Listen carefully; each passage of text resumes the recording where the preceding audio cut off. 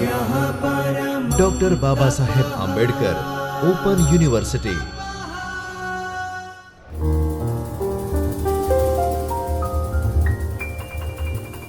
વિદ્યાર્થી મિત્રો, સમાજશાસ્ત્ર વિષયમાં BA સોશિયોલોજી પેપર નંબર 309 સામાજિક કલ્યાણ કાનૂનીકરણના એકમ નંબર 16 વિશે આજે આપણે પરિચય મેળવીએ.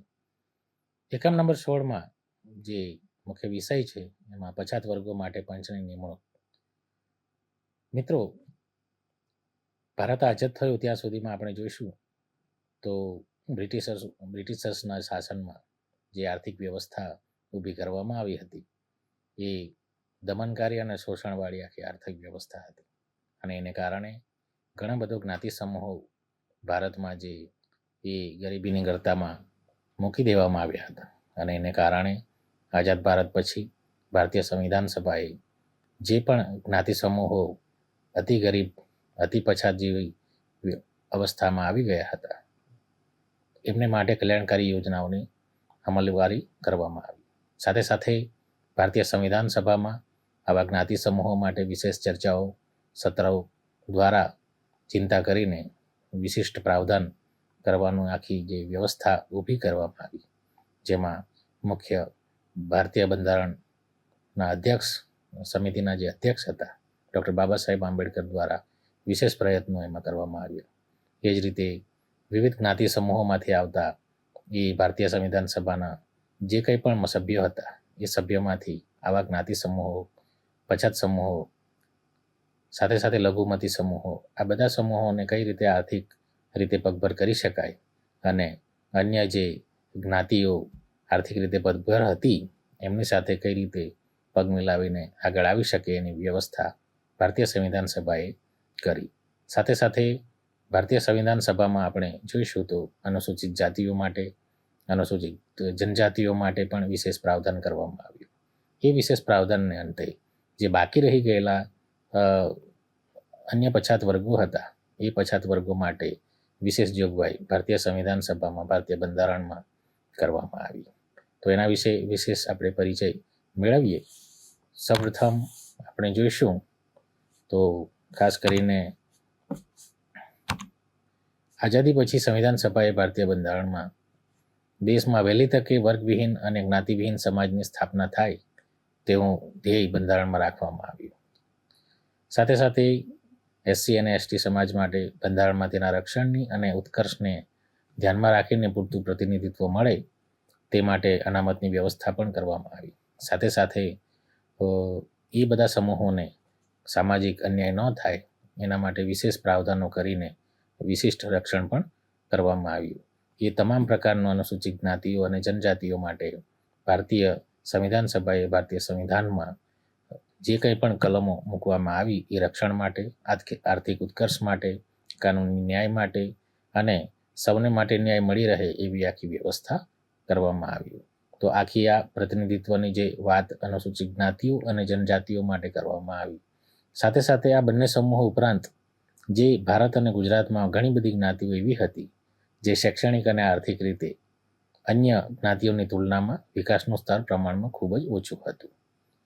પરંતુ આઝાદી પછી તે બધી જ્ઞાતિઓ માટે ભારતીય બંધારણમાં એમના ઉત્કર્ષ માટેની જોગવાઈ થઈ શકેલ ન હતી અને ભારતીય સંવિધાન સભાએ એના માટે વિશેષ ચિંતા કરીને વિવિધ કલમોની જોગવાઈ ભારતીય સંવિધાનમાં કરવામાં આવી. આપણે જોઈશું તો ભારતીય બંધારણની કલમ 340માં અન્ય પછાત વર્ગો માટે વિશેષ ચિંતા કરીને ભારતીય સંવિધાન સભાએ જે વ્યવસ્થા કરી તેમાં પછાત વર્ગોની સ્થિતિ તપાસ કરવા માટે આયોગની નિમણૂક કરવામાં આવી. ભારત સરકારના જાહેરનામા દ્વારા ઈસવીસન 1953માં સૌપ્રથમ નીચેની જે યાદી તમે જોઈ રહ્યા છો એમાં સભ્યોનો પંચની નિમણૂક કરવામાં આવી. એક પંચને આપણે કાલેલકર પંચ તરીકે પણ ઓળખીએ છીએ. એમાં જે સભ્યો હતા એમાં શ્રી કાકા સાહેબ કાલેલકર એક અધ્યક્ષ તરીકે હતા, શ્રી નારાયણ સહોબા કાજોરાકર, શ્રી ભીખાભાઈ, શ્રી ચોરસિયાજી, શ્રી રાજેશ્વર પટેલ, શ્રી અબ્દુલ કયમ અંસારી, શ્રી ટી મેરિયપ્પા, લાલ જગન્નાથ, શ્રી આત્મસિંહ નામધારી, શ્રી NRM સ્વામી, શ્રી અરુણાંશુ દે, આ બધા સભ્યો સાથેની એક આખી જે કમિટી રચવામાં આવી, પંચ રચવામાં આવ્યું, એના અધ્યક્ષ શ્રી કાકા સાહેબ કાલેલકર હતા. પાછળથી એક બે સભ્યો પણ એ કોઈ કારણસર રાજીનામું આપતા એમાં બીજા સભ્યો પણ ઉમેરવામાં આવ્યા. એ આપણે ભારત સરકારના અધિકૃત વેબસાઇટ ઉપર પણ આ જાણી શકાય છે. પછાત વર્ગ પંચની મુખ્ય કામગીરીઓ કઈ હોઈ શકે? એના માટેનું ભારતીય સંવિધાન જે જોગવાઈ છે એમાં સામાજિક અને શૈક્ષણિક દ્રષ્ટિએ પછાત વર્ગો ગણવા માટે કયા ધોરણો સ્વીકારવા તે કરાવવું, તેમની કુલ સંખ્યાનો અંદાજ તથા તે જુદે જુદે સ્થળે કેટલી સંખ્યામાં વસે છે તેની વિગતો આપી.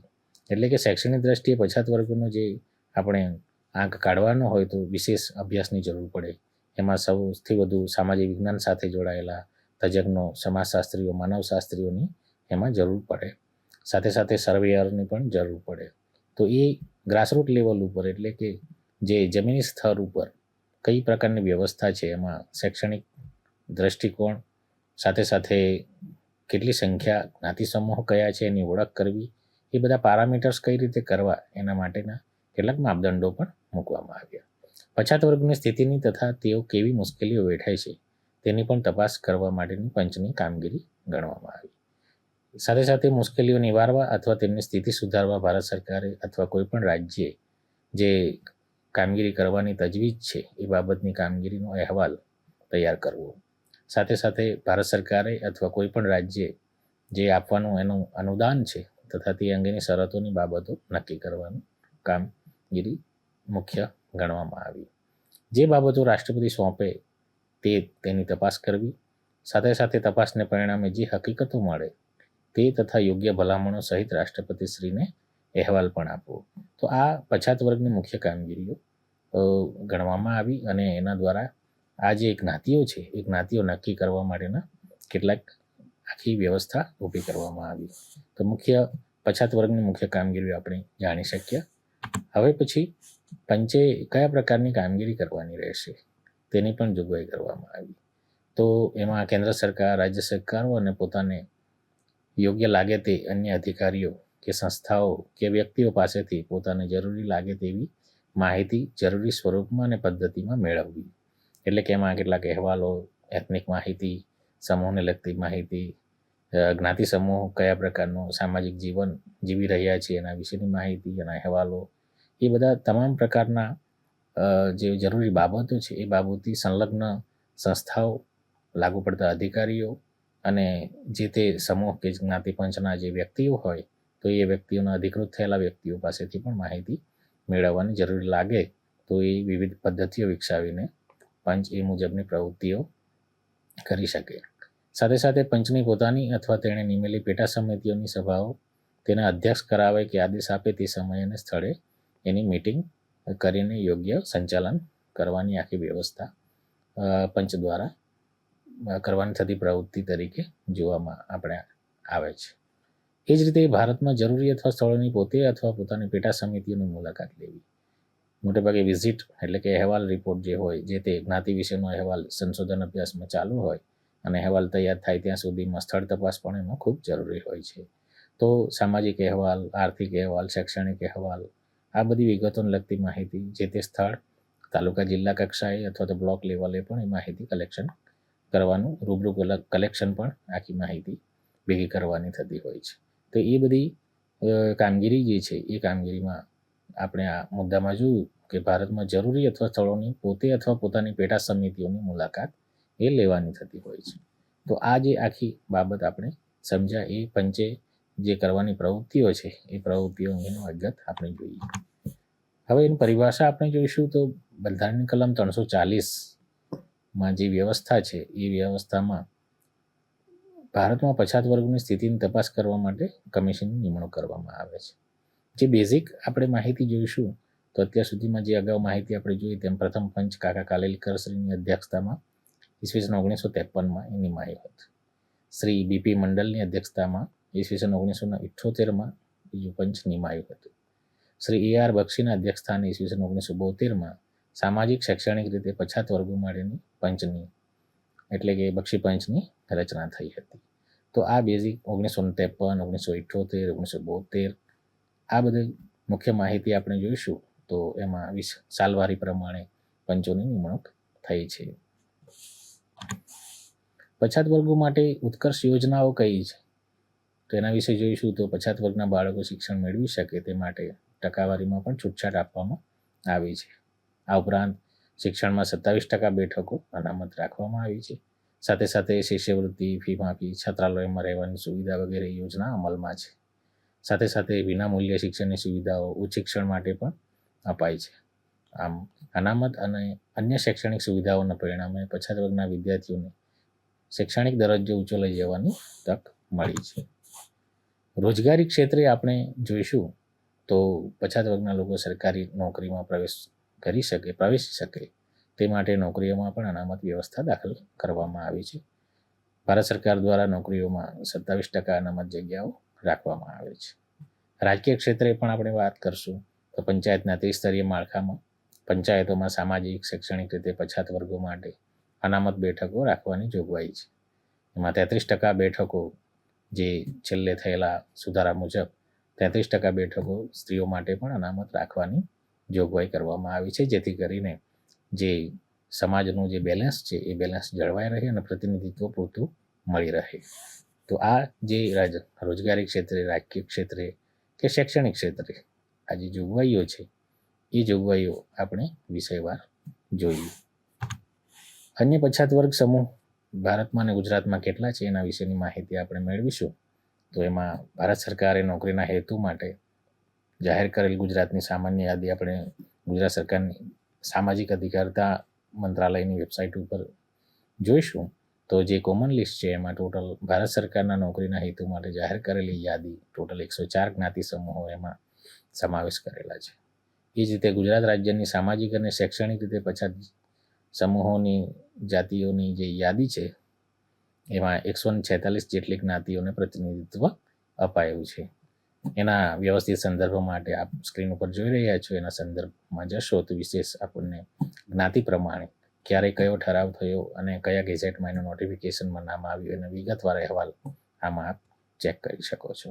તો આપણે સૌપ્રથમ જોયું તેમ પછાત વર્ગો માટે પંચની નિમણૂક કાકા સાહેબ કાલેલકરથી લઈને બક્ષી પંચ સુધીના જે માહિતી મેળવી અને સાથે સાથે એમના માટેની જે કલ્યાણકારી યોજનાઓ છે એ યોજનાઓમાં રોજગાર ક્ષેત્રે, શૈક્ષણિક ક્ષેત્રે, આર્થિક ક્ષેત્રે વિવિધ નિગમો અને પંચો દ્વારા એ અમલી કરવામાં આવે છે.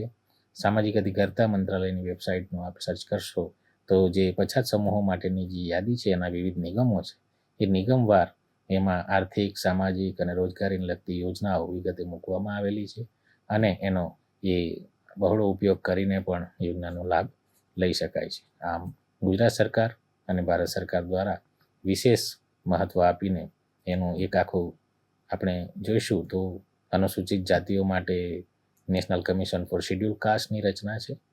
એ જ રીતે જનજાતિઓ માટે national commission for schedule tribe, એ જ રીતે અન્ય પછાત વર્ગો માટે નેશનલ કમિશન ફોર બેકવર્ડ ક્લાસીસની આખી વ્યવસ્થા જે તે વખતે નોકરીમાં અનામત, કોઈને અન્યાય ન થાય અથવા તો જે કંઈ પણ ધાકધમકી કે દબાણવાળા વિસ્તારો હોય અને એમાં તકલીફો અનુભવતી હોય એવા સમયે રક્ષણ આપવાની કામગીરી આ કમિશનો એટલે કે આયોગ દ્વારા હંમેશા કરવામાં આવે છે.